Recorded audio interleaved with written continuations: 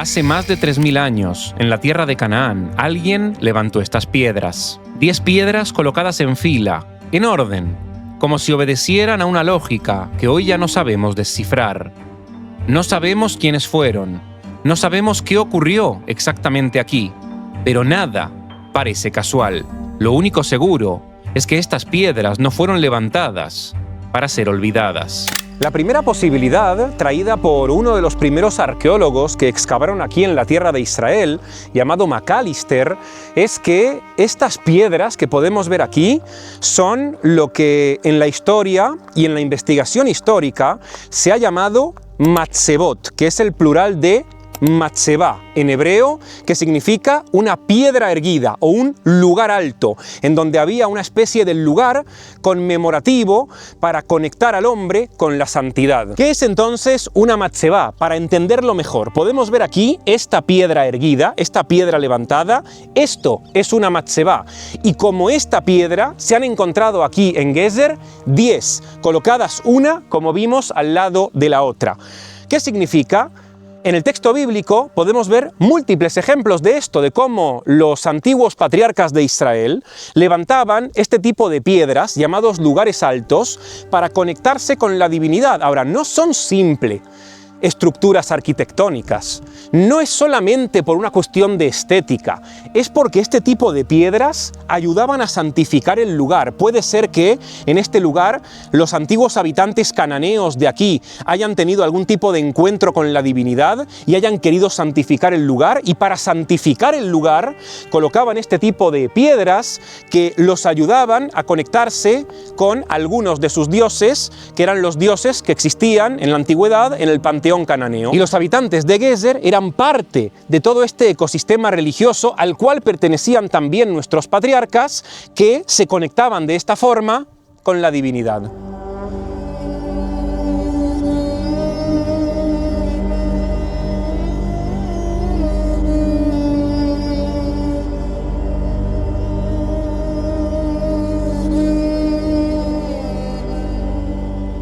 Pero hay algo que esta teoría todavía no explica, y es esta estructura que podemos ver aquí, que se ha identificado como una especie de pila en donde se derramaba algún tipo de líquido. Según esta teoría, aquí, en esta pila, lo que se hacía era libaciones rituales. ¿Qué significa libaciones rituales? Significa que aquí se derramaba o aceite, o vino, o agua, o sangre. Y esto podría venir a complementar un poco la teoría de la que hablamos recién. Es decir, puede ser que este lugar no haya sido solamente un lugar alto para darle culto a un dios determinado a través de una de estas matzebot, sino que todo esto haya sido un templo al aire libre. Y entonces, claro, esto explicaría para qué es esta pila en donde se tiraba el líquido del que acabamos de hablar, pero no explicaría para qué son estas piedras. Y entonces hay varias teorías. Puede ser que cada una de estas piedras representara a una deidad diferente. Recordemos que los antiguos cananeos eran politeístas, había muchas deidades. Puede ser otra posibilidad, puede ser que cada uno viniese aquí. Podemos hablar quizás de los antiguos sacerdotes de Gezer que oficiaban aquí una ceremonia ritual. Puede ser que se colocara cada uno en una piedra, ofreciera un sacrificio y luego derramara la sangre sobre esta pila. Ahora, el sacrificio puede ser animal o puede ser vegetal, porque puede ser que aquí se haya derramado sangre. Es la teoría más macabra de las que vamos a nombrar, el derramamiento de sangre. O puede ser también que simplemente se haya derramado algún tipo de material vegetal, algún tipo de aceite, o quizás vino, o quizás mosto, o incluso agua. No lo sabemos, pero según esta posibilidad estaríamos hablando de un templo al aire libre, y todas estas piedras que vemos aquí y esta pila ritual serían parte de este mismo templo que tenían aquí los antiguos habitantes de este lugar llamado Gezer.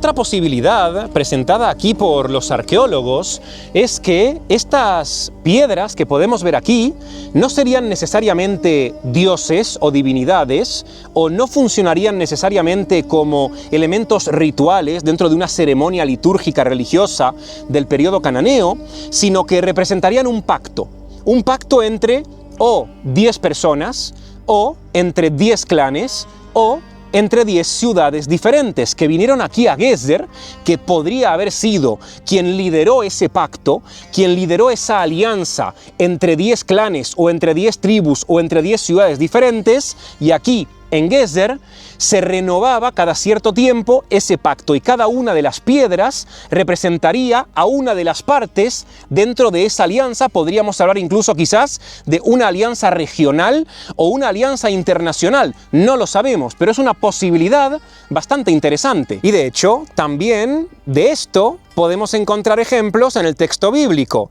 Cuando Jacob y Labán se despiden, ambos colocan una piedra, es decir, hay una especie de pacto, hay una especie de tratado de paz, hay una especie de certificado diplomático. O por ejemplo, cuando los hijos de Israel están a punto de cruzar el Jordán, cada uno agarra una piedra y con cada piedra lo que hacen es erigir una especie de monumento, y por tanto eso también representa un pacto entre las 12 tribus de Israel para que no se olviden de que son parte del mismo colectivo. Bueno, algo parecido quizás podría haber pasado aquí en Gezer.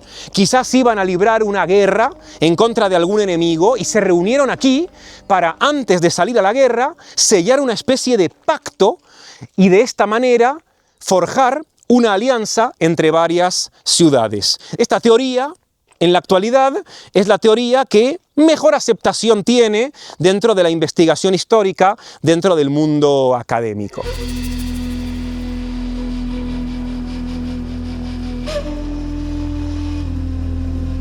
Hay una teoría también, cuando estamos en un lugar como este, que es bastante inevitable, que es, ¿a qué nos recuerda un lugar así?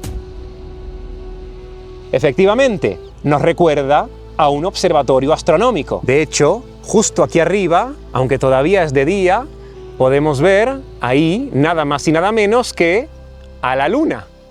Ese punto blanco que se ve ahí es la Luna, que se puede ver aquí, al lado de estas columnas, que todavía no estamos seguros de qué es lo que representan. Es interesante pensar que quizás esto funcionara como una especie de observatorio astronómico para mirar al cielo. De hecho, acabamos de ver la Luna y seguramente, cuando sea de noche, podremos ver de aquí muy bien las estrellas. Puede ser que hayan utilizado todo este complejo para medir el paso de las estaciones, los solsticios o todo tipo de movimientos del cielo.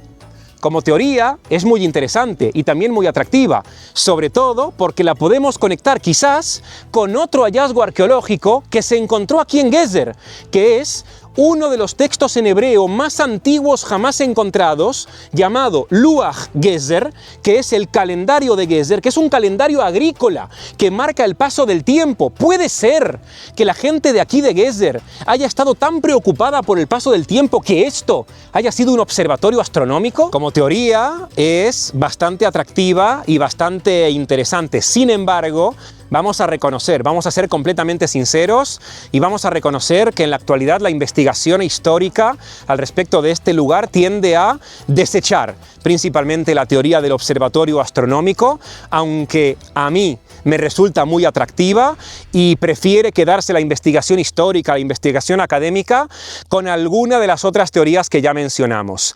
¿Por qué? Porque encajan mucho mejor con el ecosistema cananeo de hace 3.000 o 3.500 años, porque podemos comparar esta situación, este tipo de estructuras, con primero el texto bíblico, como ya hemos hecho, y también con otros lugares arqueológicos que se han encontrado aquí en la tierra de Israel, y tiene mucho más sentido pensar que se trataba de una especie de lugar alto, una especie de lugar de culto, antes que un observatorio astronómico, aunque la teoría es buena.